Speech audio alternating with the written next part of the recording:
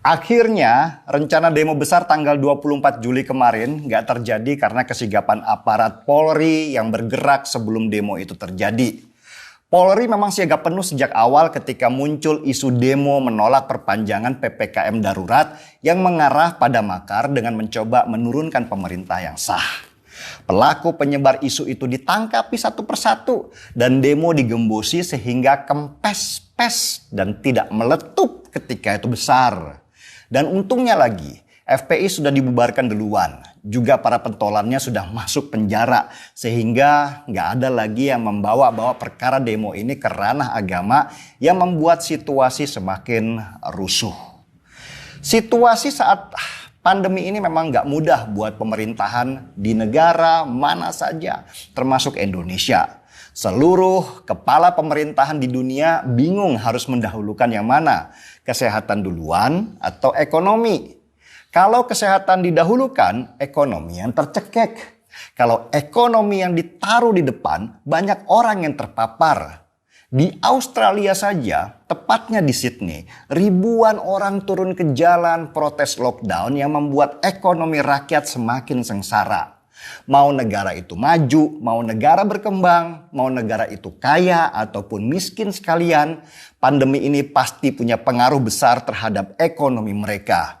Dan itu bisa membuat kerusuhan besar yang menghancurkan sebuah negara ketika ratusan ribu orang lapar turun ke jalan dan akhirnya merampok sana-sini demi kebutuhan perut yang akan sulit ditanggung oleh pemerintah dengan dana berapapun besarnya. Ekonomi itu seperti aliran darah. Dia harus mengalir terus-menerus. Kalau tersumbat atau berhenti misalnya, sudah jelas negara itu akan mati karena tidak mampu meredam kerusuhan. Jadi nggak mudah ya mengatasi situasi sekarang ini dimanapun itu, bukan hanya di Indonesia saja. Semua kepala negara itu sama pusingnya. Seperti makan buah si malakama. Dimakan bapak mati, nggak dimakan ibu yang mati. Dan akhirnya pemerintah pun menghapuskan kata darurat dalam pembatasan kegiatan masyarakat atau PPKM itu. Kata darurat itu memang tidak enak didengar, seperti model darurat militer. Dan kata darurat ini membuat semua menjadi tegang, baik dari sisi pemerintah yang menjalankan dan dari sisi rakyat yang terdampak. Masing-masing berpegang pada situasinya. Dan yang terjadi adalah gesekan-gesekan di akar rumput yang seperti api dan bisa membakar seluruh ladang. Apalagi di era demokrasi ini, di mana semua orang bebas bicara dan ada media sosial yang menjadi kendaraannya. Simpang siurnya informasi membuat banyak orang awam bingung dan akhirnya salah paham yang lalu membuat terjadi bentrokan-bentrokan. Jadi keputusan pemerintah pusat dengan mengubah kata PPKM darurat dan membaginya menjadi PPKM dengan level-level buat saya adalah keputusan yang lebih bijak. Keputusan ini membuat situasi lebih rileks daripada sebelumnya. Level-level ini memang diperlukan karena setiap daerah beda masalah dan beda penanganannya. Juga kapasitas kepala daerah beda-beda. Ada yang pintar dan ada juga yang tidak punya kemampuan manajerial. Negara kita menganut sistem otonomi daerah. Jadi nggak adil ya kalau kita menyalahkan semua masalah ini ke pusat. Dan salah satu yang harus saya apresiasi adalah pemerintah pusat masih pro rakyat kecil dalam situasi seperti ini. Mereka tahu kalau golongan yang paling terdampak berat dalam situasi pandemi ini adalah ekonomi rakyat kecil. Banyak yang kehilangan pekerjaan, banyak yang nggak bisa jualan. Dan ini kalau dibiarkan bisa jadi bumerang yang menghantam pemerintahan sendiri. Karena urusan perut itu nggak bisa diajak kompromi. Jadi meski pemerintah tetap menerapkan level paling tinggi dalam situasi perpanjangan PPKM ini, yaitu level 4, tapi ada beberapa sektor ekonomi yang sudah dilonggarkan oleh pemerintah.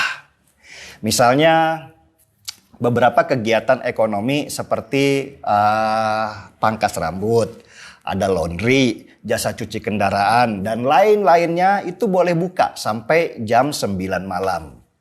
Pasar rakyat juga boleh buka kembali dengan aturan protokol kesehatan yang ketat. Dan yang paling menggembirakan buat saya, tentu warung makan boleh buka sampai jam 8 malam. Dan boleh menerima pengunjung meski dibatasi 20 menit sekali untuk mereka yang makan di tempat. Jadi meski masih ada batasan-batasan, tetapi pelonggaran secara bertahap ini penting sekali. Karena akhirnya sumbatan ekonomi ini mulai mengalir pelan-pelan meski belum lancar lah seperti biasanya.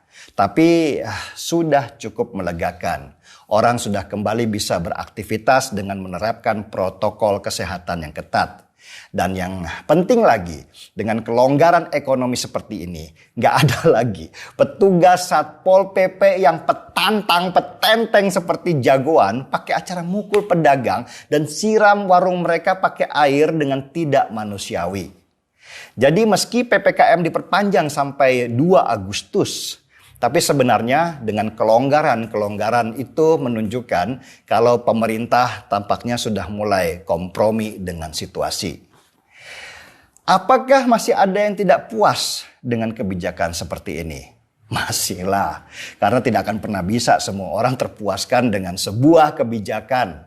Mereka yang pro kesehatan itu pasti khawatir kalau pelonggaran ini akan membuat pandemi tidak akan teratasi. Rumah sakit akan penuh dan tenaga kesehatan bisa tidak sanggup lagi tangani pasien. Tapi mau bagaimana lagi? Kebijakan itu harus seimbang. Kalau nggak bisa membuat situasi nanti menjadi makin runyam. Kita tidak bisa memilih harus pro kesehatan atau pro ekonomi saja. Yang kita bisa lakukan adalah tetap hidup dan beradaptasi dengan situasi. Nggak ada kebijakan yang terbaik dalam situasi seperti pandemi ini. Yang ada adalah kebijakan moderat supaya situasi pelan-pelan teratasi. Semoga kita semua mengerti dan bisa menjalani semua ini dengan kelegaan hati. Seruput kopi.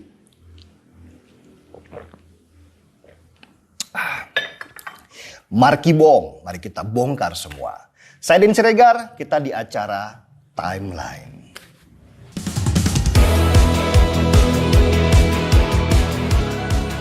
Assalamualaikum warahmatullahi wabarakatuh. Salam sejahtera bagi kita semua. Om Swastiastu, Namo Buddhaya, salam kebajikan, rahayu. 1 bulan lagi Indonesia akan berusia 76 tahun. Begitu banyak tantangan yang telah dan sedang kita hadapi bersama, termasuk pandemi saat ini. Sekarang adalah momen terbaik untuk kita memperkuat kebersamaan sebagai bangsa yang kuat karena Bhinneka.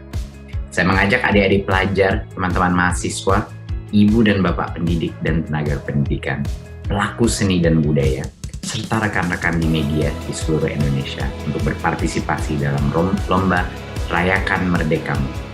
Mari membangun Indonesia tangguh dan tumbuh dengan merayakan kemerdekaan kita dalam belajar, berkarya, dan berbangsa. Saya tunggu partisipasi kalian dalam lomba Rayakan Merdekamu. Terima kasih. Wassalamualaikum warahmatullahi wabarakatuh. Om Shanti Shanti Shanti Om. Namo Buddhaya.